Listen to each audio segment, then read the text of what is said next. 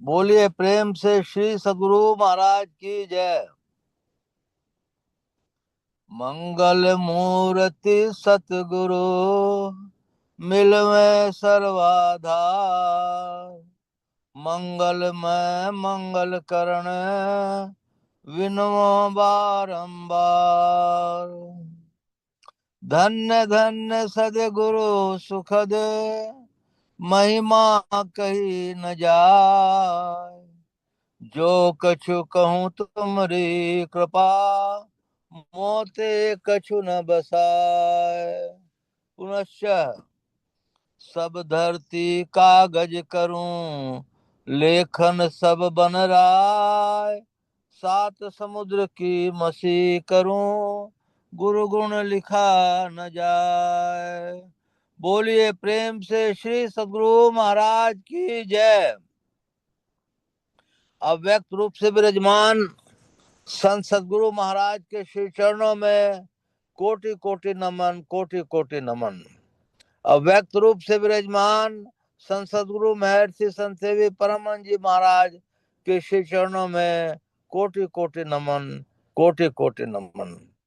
उपस्थित अत्यंत भाग्यशाली सदात्माओं, आप सबको सहस्त्र सहस्त्र नमन, सहस्त्र सहस्त्र नमन। अभी ममता का पाठ सुन रहा था। अब मैं अपना बोलना चाहूंगा। एक तो सबसे पहले हम लोग को जन्मों जन्मों के संस्कार मिले हुए हैं, तो हम लोग यहाँ इस पर सत्संग के स्टेज पर 4-5 साल से आए हुए हैं। मैं एक नाभाजी और तुलसीदास जी की कथा सुनाता हूँ, आप लोग को सुनाई हुई तो है। नाभाजी एक भक्त थे और तुलसीदास जी के समय भक्त थे, संत थे। तुलसीदास जी उस समय सगुण भक्ति ही करते थे और वो ब्राह्मण जाति के थे और छोटी जातियों को वो नहीं मानते थे। एक समय की बात है कि नाभाजी उनके यहाँ आए और भंडारे का न्योता दिया। बाबा तुलसीदास हैं? बाबा आ गए मामा। वेरी प्रणाम गुड। बाबा को प्रणाम। जी जय प्रणाम गुरु सर, बाबा। प्रणाम प्रणाम। प्रणाम सबको, जय गुरु। बोलिए बाबा। सुनाइए, भंडारे का नोता सुनाइए। हैं? भंडारे का नोता सुनाइए। अच्छा, ठीक है। तो उस समय शॉर्ट में मैं सब कुछ सुना रहा हूँ, डिटेल में नहीं। तो उस समय नाभाजी ने उनको न्योता दिया, उन्होंने न्योता स्वीकार कर लिया। और जाने के बाद वे सोचे कि ये तो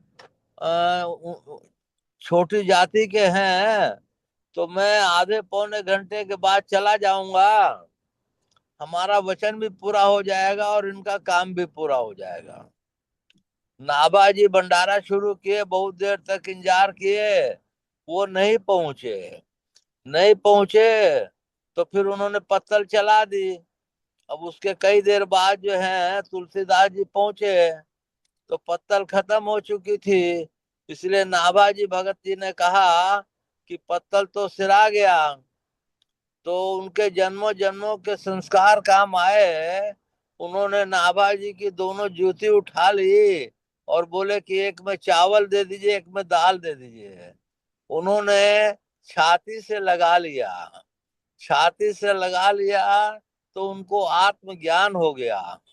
देखिए, संत वो दे सकते हैं जो जन्मों जन्मों तक कोई नहीं पा सकता है। उनको खुश करना ही बड़ी काम है। तो इसलिए इस तरह से हम लोगों को भी अपने संस्कार बनाने चाहिए कि गुरु महाराज हम लोगों पर प्रसन्न हो और सारी मुसीबतों को खता कर करके इस बंधन से, शरीर रूपी बंधन से हम लोगों को मुक्त कर दें और आवागमन के चक्र से हम लोग सदा के लिए स्वतंत्र हो जाएं। बोलिए प्रेम से श्री सद्गुरु महाराज की जय।